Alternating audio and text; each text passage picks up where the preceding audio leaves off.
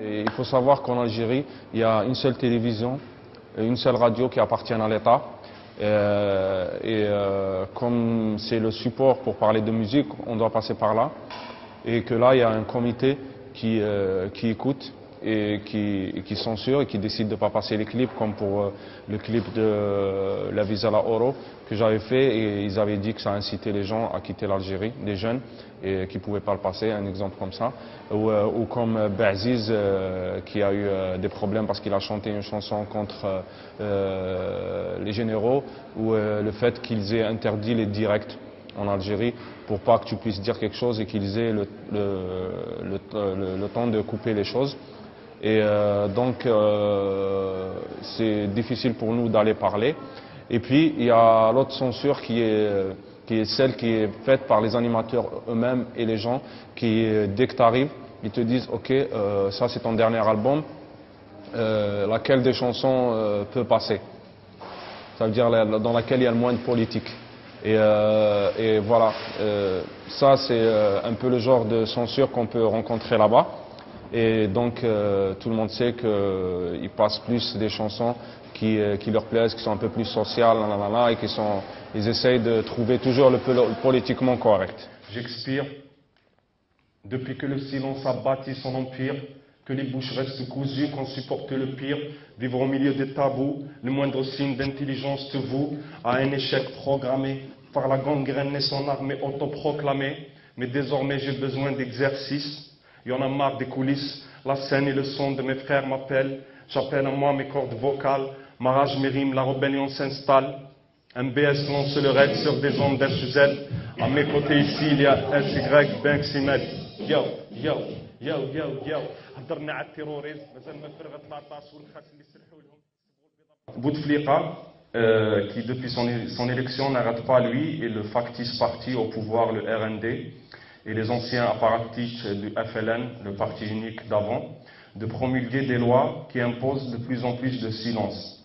Article 144 bis, qui interdit toute production de l'esprit, articles, musique, littérature ou autres, qui critiquent, insultent ou caricaturent la personne du président et des gens au gouvernement.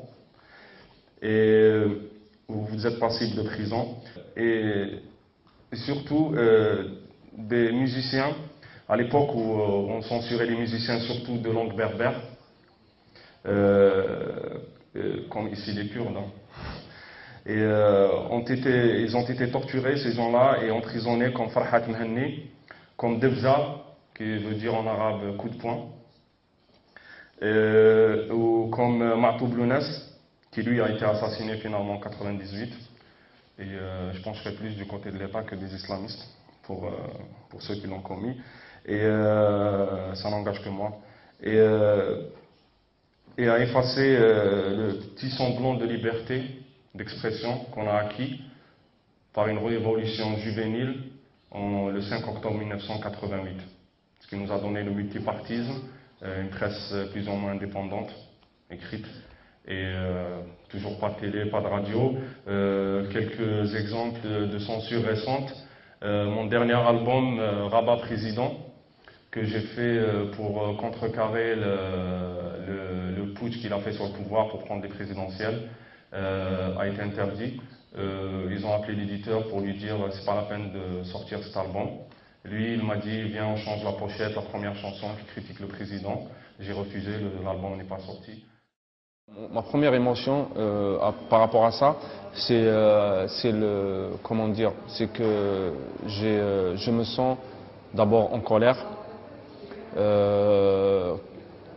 contre les gens qui, pour des raisons absurdes, mettent des barrières entre moi et mes compatriotes auxquels je veux parler.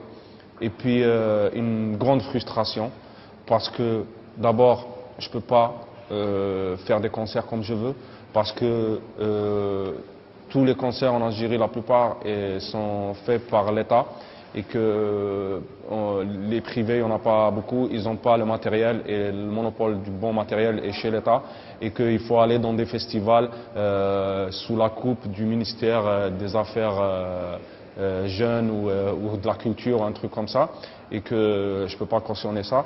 Donc ça fait longtemps qu'on n'a pas fait de concert en Algérie, et puis qu'on travaille pendant des années et à faire de la musique, à développer notre musique, à écrire des textes, des poèmes, et qu'on ne peut pas les dire aux gens pour lesquels on les écrit.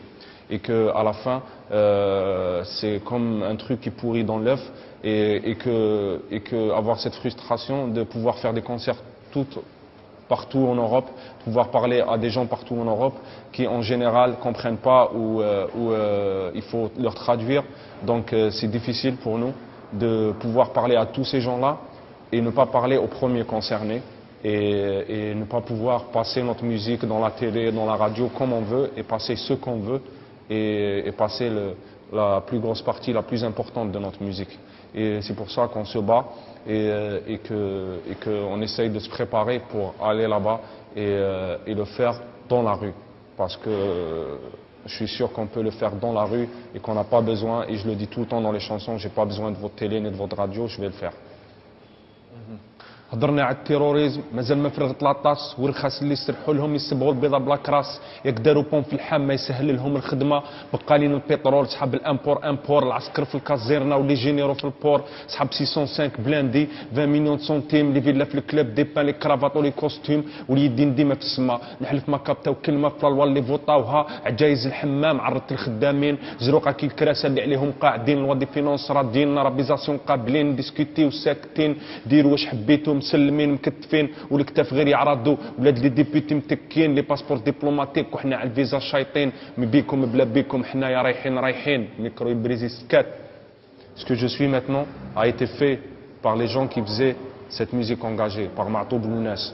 Ça veut dire, quand je dis ce que je suis maintenant, ça veut dire un gars qui essaye de réfléchir, qui essaye de combattre l'ignorance, qui essaye de combattre la censure, qui essaye de combattre la dictature, qui essaye de combattre et puis qui essaye de dire simplement les choses et faire une poésie, celle qu'il veut. Tu vois l'histoire?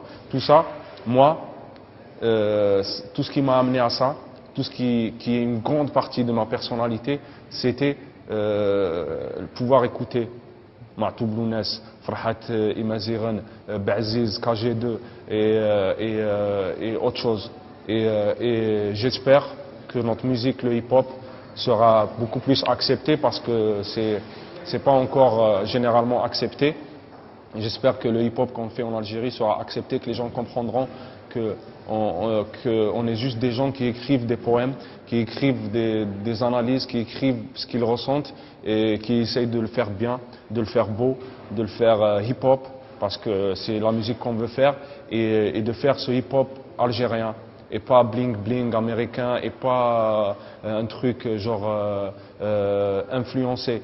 Que si on est influencé par l'art, et que l'art est international, et que si un mec très connu en Algérie comme Idir peut chanter en kabyle mais en utilisant la pop, que si un mec comme KG2 ou comme peut chanter et utiliser le rock et que tout ça passe, pourquoi le hip-hop passerait pas? Et que le hip-hop doit passer et devenir totalement une musique algérienne, parce qu'on le fait avec des mots algériens, on le fait en incorporant la musique algérienne, naturellement pas parce qu'on veut les attirer, mais parce que c'est dans notre sang, et qu'on le fait pour les Algériens, et avec les tripes des Algériens, et avec l'odeur de la rue algérienne, et que les gens comprendront ça, et que ça passera, et qu'on aura la possibilité de leur faire passer ça, et peut-être de faire et c'est mon rêve et mes espérances, et pour tous les rappeurs algériens, de faire ce qu'a fait pour moi Matou Blounas.